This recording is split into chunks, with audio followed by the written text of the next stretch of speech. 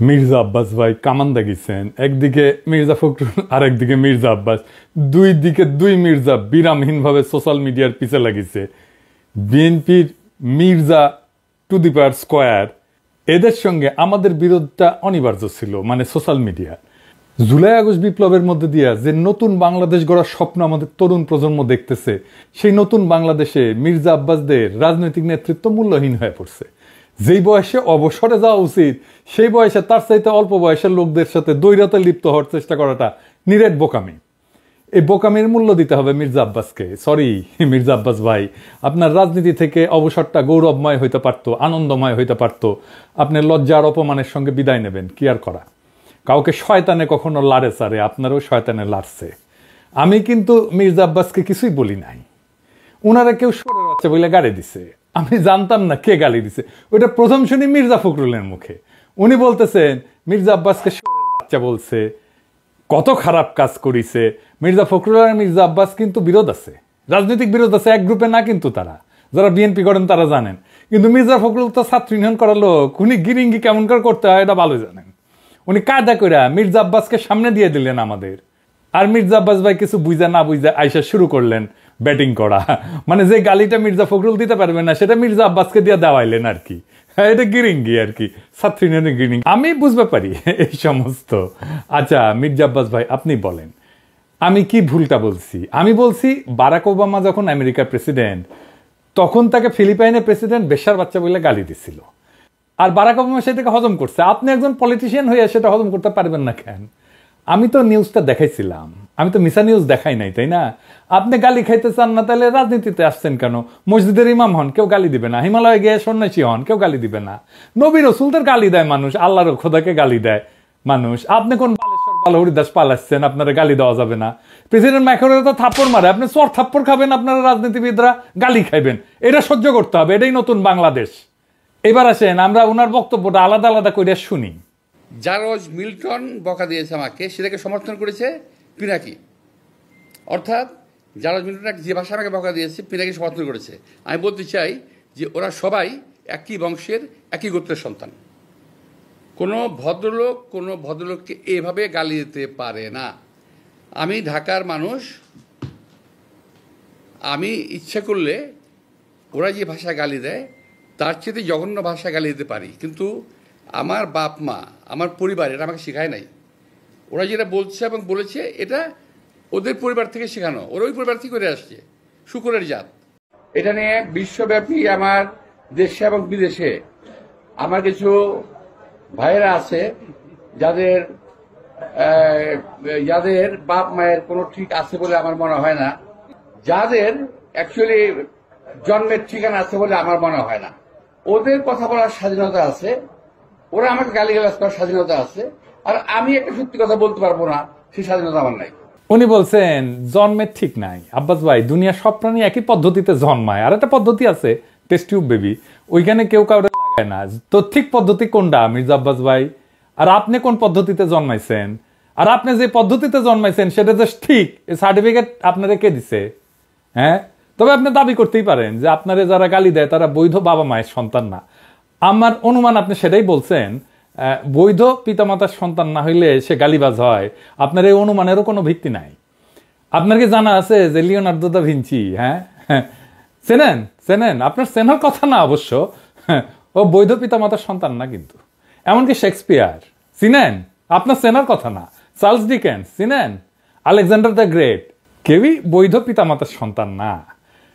নাম শুনেছেন বাক? হ্যাঁ, মিউজিশিয়ান শুনেছেন? তার কোনো মিউজিক শোনার কথা না আপনার। হ্যাঁ, আগাস্টাস সিজারের নাম শুনেছেন? স্টিভ জবসের নাম শুনেছেন? এমনকি জ্যাকি চ্যান সিনেমা দেখেছেন? দুটা কেউই বৈধভাবে বিবাহিত বাবা মায়ের সন্তান না। সেই জন্য মনীষীরা বলে জন্ম হোক যথাতথা, কর্ম হোক ভালো। আপনার কর্মজীবনটা কি আসেন সেটা দেখি। আপনার কর্মজীবন কি ভালো? না মির্জা ভাই, আপনার কর্মজীবন ভালো না। আপনার কর্মজীবন কলঙ্কে ভরা। না, আমি কোনো পত্রিকার নিউজ নিয়ে আপনার চরিত্র হনন করব না, ওইটা আমার কাজ না। 2015 সালে আপনি আপনার নিজের দাখিল করা হলফনামা থেকেই দেখাবো। আসেন আমরা আমাদের ঠিক পথে জন্ম না হওয়া মির্জা আব্বাস ভাইয়ের আমলনামা দেখি। আচ্ছা মির্জা আব্বাস ভাই, মির্জা তো আপনার পারিবারিক পদবি না, তাই না? এটা আপনি লাগাইছেন পরে। আপনার বাবার নামের আগে তো মির্জা নাই, তাই না? আপনার বাবার নাম আব্দুর রাজ্জাক। আপনার এখান মির্জা লাগাইতে হইল ইনফেরিয়রিটি কমপ্লেক্সে।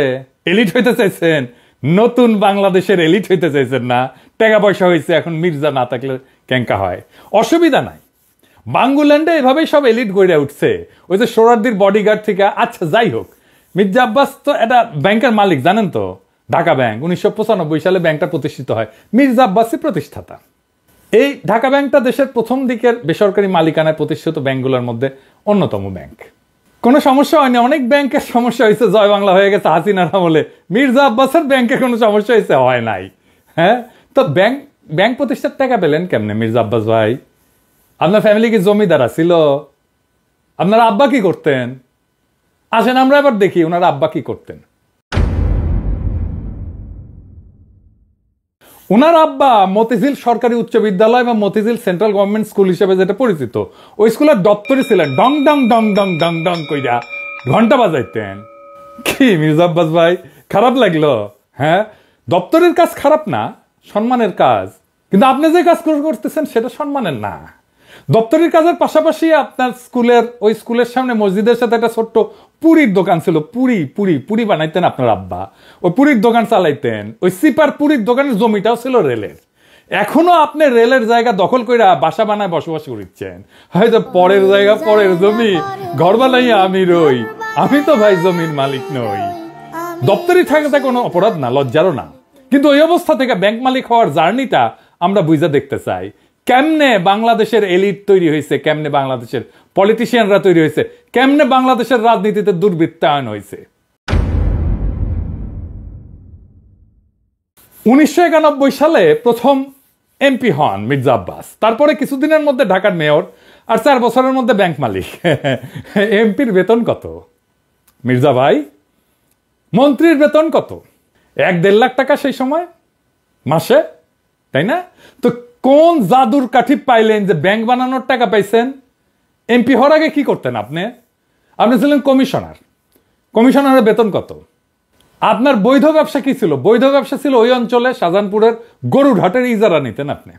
সেই 75 পরবর্তী সময় কমলাপুর রেলওয়ে যত ঠিকাদারি, সড়ক পরিবহন সহ আরো বহু জায়গা থেকে চাঁদা উঠাইতেন। চান্দা তোলাটা আপনার পুরানো অভ্যাস, তাই চান্দা তুলে আমাদের টাকা দিতে চায় যেন আমরা ইউটিউবিং ছাড়ি। শুনেন, ওরা ওই যে ইউটিউবের মধ্যে কি যে পয়সা কামানোর একটা রাস্তা আছে ওদের, সে পয়সা কামাইতেছে। আরে ভাই, পয়সা যদি লাগে আমাদেরকে বল, আমরা চান্দা দিলে দিব না, অসুবিধা নাই তো। চান্দা তোলা ছাড়া আর কিছু করার যোগ্যতা মির্জা আব্বাস আপনার ছিল না কোনোদিনই। কারণ উনি আবার দারুণ মেধাবী। আপনার ইউনিভার্সিটিতে পড়ার যোগ্যতা হয় নাই। সোহরাওয়ার্দী কলেজ থেকে 2nd ক্লাসের ডিগ্রি পাস করেছেন, এই যে সার্টিফিকেট আপনার, দেখেছেন? আল্লাহ বাঁচাইছে, আর একটু কম হলে তো জাতির ফিতা হয়ে যাইতেন। তো উনি নিজেই নিজের সার্টিফিকেট দাখিল করেছিলেন। যাই হোক, এই একাডেমিক কোয়ালিফিকেশন নিয়ে আপনার তো কেরানিরও চাকরি হইতো না কোথাও, বাংলাদেশেও না। আপনার তো কিছু করার ক্ষমতাই নাই। ইউটিউবে টাকা পাওয়া যায়, কথা সত্য। বই লেখাও টাকা পাওয়া যায়, শিক্ষকতা কইরা, অভিনয় কইরা, কবিতা লেখা, গান গাইয়া টাকা পাওয়া যায়। প্লেন চালালেও টাকা পাওয়া যায়, রিক্সা চালালেও টাকা পাওয়া যায়। আপনার ড্রাইভারও যে ড্রাইভিং করে সেটা তো টাকা পাওয়া যায়। তো আপনি এর কোনোটাই পারেন না। আপনি চান্দা তুলে টাকা তুলতে পারেন, ওটাই আপনার উপার্জন, ওইটাই আপনার ক্ষমতা। তো চান্দা তুলে টাকা দিয়ে ইউটিউব বন্ধ করার আবদার কেন করতেছেন? ব্যথা বেশি দিচ্ছি, ব্যথা কি জিনিস আপনি টের পান নাই? আপনার তো কোনো স্কিল সেট নাই, আপনি কোনো কিছু করে উপার্জন করতে পারবেন না, তাই আসছেন রাজনীতিতে। এটাই বাংলাদেশের রাজনীতির মধু। আপনি ব্যবসাও পারেন না, তাই পারলে এন্টারপ্রেনার হইতেন। তো সম্পদ তৈরির জন্য চান্দাবাজি করেছেন, করেন, এখনো করেন, বোঝা গেল। কিন্তু কোন জাদু বলে ব্যাংক বানাইছেন সেটা আমরা খুঁজে দেখবো, গলায় পাড়া দিয়ে এটা বের করব। আমরা আরো আগে যাই, 1971-এ আপনি তখন মোটামুটি দামরা, কলেজে পড়েন। আপনি নিজে দাবি করেছেন আপনি মুক্তিযোদ্ধা। শোনেন, মূলত আমি এক কথা বলতে পারবো যে ওই 26শে মার্চের রাত্রে যদি আমরা ওই আওয়াজ না পেতাম, যদি আমরা, তাহলে দেশের মানুষের ভাগ্য নিয়ে বহু লোকই সিনেমিনি খেলার সুযোগ পেত, সেটা পায়নি। পরবর্তীতে আমরা মুক্তিযুদ্ধে যাই এবং দেশের স্বাধীনতা যুদ্ধে অংশগ্রহণ করি। এটা আবার বিএনপির পেজ থেকে শেয়ার দেওয়া। এই বক্তব্যে উনি বলছেন মুক্তিযুদ্ধে কি করেছেন সেটার কোনো কিন্তু উল্লেখ নাই।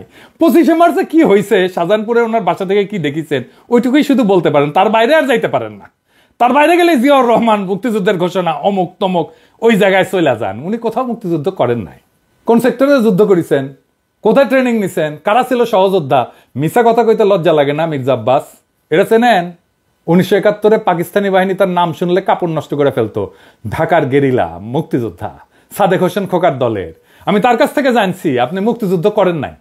এমনকি আপনি এই যে যারা মুক্তিযুদ্ধ করছে একই সময় ঢাকায়, আজম খান, ইকবাল সুফি, আলমাস লস্কর, কাজী মোহাম্মদ হেদায়েতুল্লাহ, মোহাম্মদ শফি, খুরশিদ আব্দুল মতিন, আবু তাহের, মোহাম্মদ বাশার, খন্দকার আবু জায়েদ, জিন্না, ফরাদ জামিল, ফুয়াদ, মোহাম্মদ শামসুল হুদা, ডক্টর নিজাম, জাহের, কোসি, ঢাকার মুক্তিযুদ্ধের সেই উজ্জ্বল নামগুলা কারো বন্ধু সার্কেলের লোকও আপনি ছিলেন না।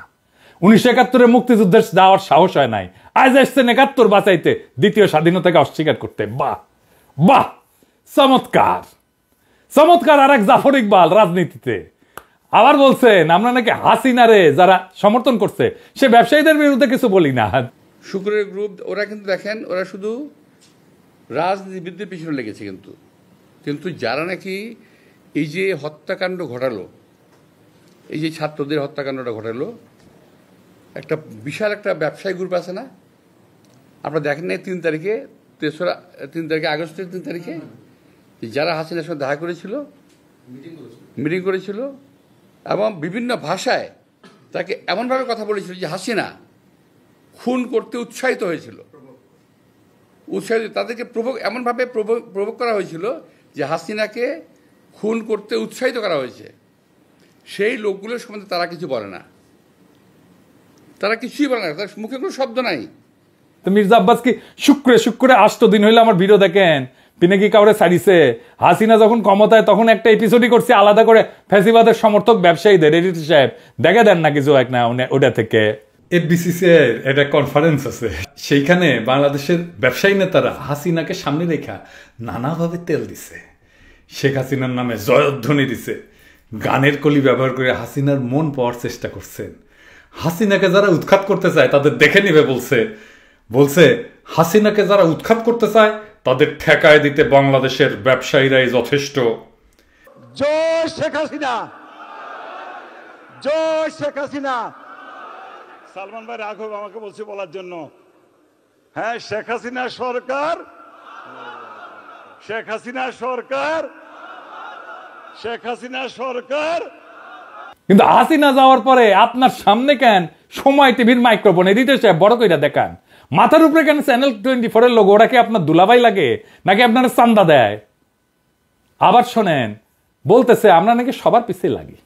এই গোষ্ঠী কখনো বাংলাদেশকে স্থিতিশীল থাকতে দেবে না, কখনো আমার বিরুদ্ধে, কখনো ওর বিরুদ্ধে, কখনো তার বিরুদ্ধে লেগেই থাকবে। আপনারা অপেক্ষা করেন, কদিন পরে তারা ইউনূস সাহেবকে ধরবে। আমি এটা বলে দিচ্ছি আমি আপনাদেরকে, কদিন সাহেব পরে তারা ডাক্তার ইউনূস সাহেবকে ধরবে। কার পিছে লাগিয়েছি?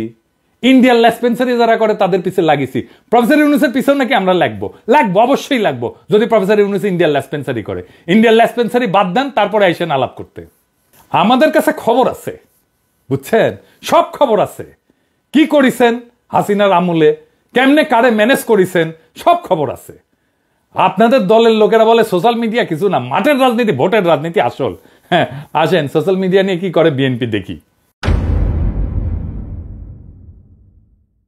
বিএনপি প্ল্যান নিছে যে তাদের ফেসবুকের পোস্টে তো কেউ যায় না, মাসি মারে ওরা নিজেরা বসে, তো স্পন্সর পড়তে পয়সা খরচ কর, টাকা খরচ কর, তা করবে না তারা। বট রিয়াক্ট, বট মানে বুঝেছেন তো, যন্ত্র থেকে ওই যে লাইক শেয়ার দিবে, বুঝেছেন, কমেন্ট করবে, তো বট দিয়ে রিয়াক্ট দেন। দেখেন সব ভিয়েতনামের আইডি দেখেছেন।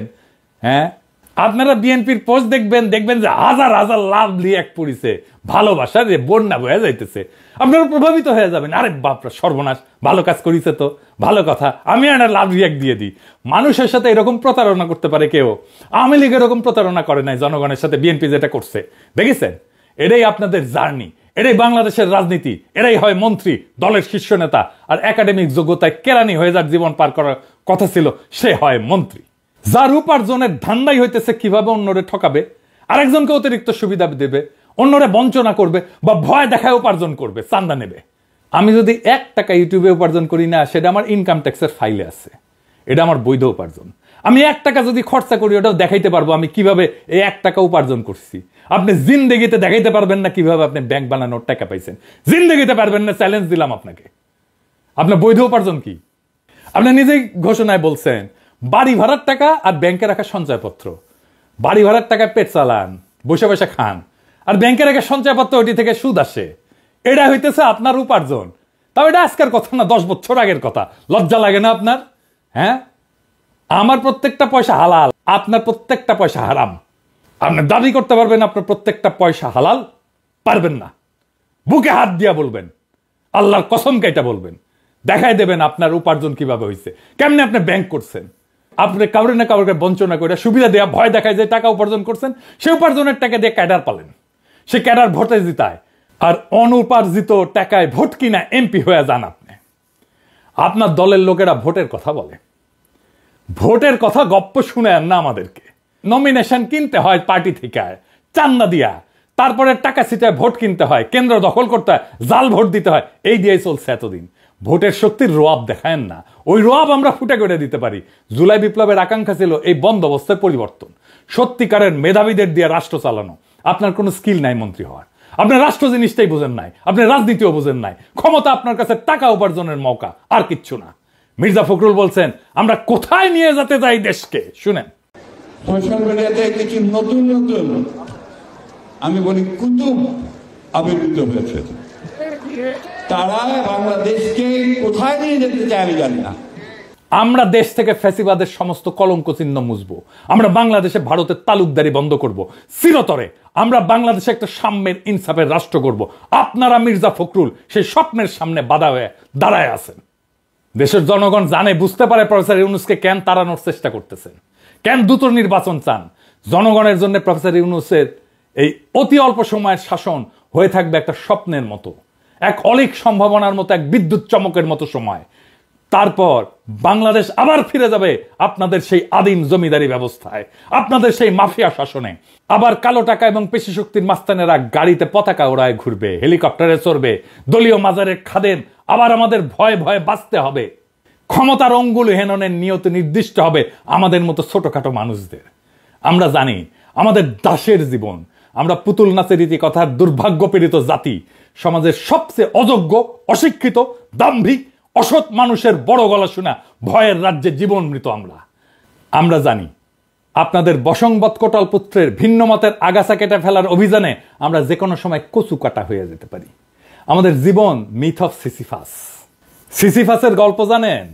আর এক অভিশপ্ত জীবন ছিল, পাহাড়ের নিচ থেকে পাথর ঠেলে ঠেলে ঠেলে ঠেলে যখন সে উপরে নিয়ে যায় একেবারে চূড়ায়, তারপর আবার সেই পাথরটা নিচে পড়ে, আবার তার ঠেলে ঠেলে ঠেলে ঠেলে উপরে নিয়ে যেতে হয়। এটাই তার অভিশপ্ত জীবন। আমাদেরও বাংলাদেশের নাগরিকদের জীবন মিথ অফ সিসিফাস। আমাদের অভিশপ্ত জীবন সিসিফাসের মতো। আমাদের সন্তানেরা বারবার রক্ত দিবে এই আর ক্ষমতার রাক্ষস তাড়াইতে, আবার নতুন রাক্ষস এসে দখল করবে জনপদ। আমাদের আসলেই কোনো মুক্তি নাই। কিন্তু মির্জা আব্বাস মনে রেখেন, পৃথিবীতে যদি একজন মানুষও থাকে এই নষ্ট দুর্বৃত্তের রাজনীতির মুখোশ খুলে দেবে, সেটা আমি। ঈদের জামাতে যারা প্রফেসর ইউনূসের হাত ছুঁইছে তারা বলছে আকুল ভাবে ছাড়ার 5টা বছর থাকেন, কারণ তারা জানে ওই লোকটা তাদের মানুষের মর্যাদা দিছে। বেশি দিন লাগে নাই, মাত্র 7-8 মাস। মানুষ তার বিপুল সম্ভাবনা আর তাদের অফুরন্ত শক্তির খোঁজ পাইছে। জাতির প্রাণ শক্তি জায়গা উঠছে। এটাই বিপ্লব। আমরা এই পরিবর্তনের জন্য জান লড়াই দিছি, এই জন্য আমাদের বাচ্চারা জীবন দিছে জুলাই আগস্টে। এটাই বিপ্লবের রুহানি প্লাবন। সেই বিপ্লবের আইকন আজকে প্রফেসর ইউনূস। জনতার স্বপ্নের সামনে বাধা হইয়া দাঁড়াইলে জনতাই আপনাদেরকে রুখে দেবে। সেই দিন বুঝবেন সোশ্যাল মিডিয়া কি জিনিস। আপনারা ক্ষমতায় আসতে পারেন, কিন্তু কোনোভাবেই এই স্বপ্নের সময় প্রফেসর ইউনূসের করে দেওয়া যাওয়া অর্জনকে অতিক্রম করতে পারবেন না। আপনাদের সেই পরাজয় গাথা এখনই লেখা হয়ে গেছে, প্রত্যেক দিন লেখা হচ্ছে। এই নতুন বাংলাদেশের স্বপ্নে যারা অন্তরায় হয়ে দাঁড়াইছে তাদের ভবিষ্যৎ অনিবার্যভাবে ম্লান। ইতিহাসের নিয়মে জনগণের ইচ্ছার বিপরীতে দাঁড়ানো মানেই পরাজয়। মির্জা আব্বাস এবং তার মতো নেতৃত্বের অবসান অনিবার্য। আমরা জানি এই লড়াই শুধু ক্ষমতার না, এই লড়াই ইনসাফের, সাম্যের, মুক্তির। আমাদের তরুণ প্রজন্ম আজ যে নতুন বাংলাদেশের স্বপ্ন দেখছে, যেখানে দুর্বৃত্তের রাজনীতি, চাঁদাবাজির আধিপত্য কিংবা ক্ষমতার দম্ভের কোনো স্থান নাই, সেখানে থাকবে সৎ, মেধাবী, প্রগতিশীল নেতৃত্ব। প্রফেসর ইউনূস এই নতুন স্বপ্নের প্রতীক। তার নেতৃত্বে যে নতুন দেশ গড়ার লড়াই শুরু হয়েছে, তা জনতার হৃদয়ে আর এক বিপ্লবের আগুন জ্বালায় দিছে। এই আগুন নিভে যাওয়ার না। জনতা জানে, জনগণ জানে এই পরিবর্তন তাদের জীবনের, তাদের ভাগ্যের, তাদের সন্তানের ভবিষ্যতের প্রশ্ন। তাই মির্জা আব্বাস কিংবা তার মতো অতীতের রাজনীতির নেতাদের কাছে আমাদের একটাই বার্তা, সময় বদলাইছে, জনতার স্বপ্নকে দমায় রাখা যাবে না। নতুন বাংলাদেশে মিথ্যা, দুর্নীতি, ক্ষমতার অপব্যবহার থাকবে না। আমাদের লড়াই চলবে জুলাই আগস্ট বিপ্লবের প্রকৃত অর্থ বাস্তবায়ন না হওয়া পর্যন্ত। এই নতুন বাংলাদেশের স্বপ্ন বাস্তবায়নের পথে প্রত্যেকটা বাধাকে পেরায় আমরা আগায় যাব একটা সত্যিকারের স্বাধীন, সাম্যের, ইনসাফের, মানবিক বাংলাদেশের পথে। ইনকিলাব জিন্দাবাদ।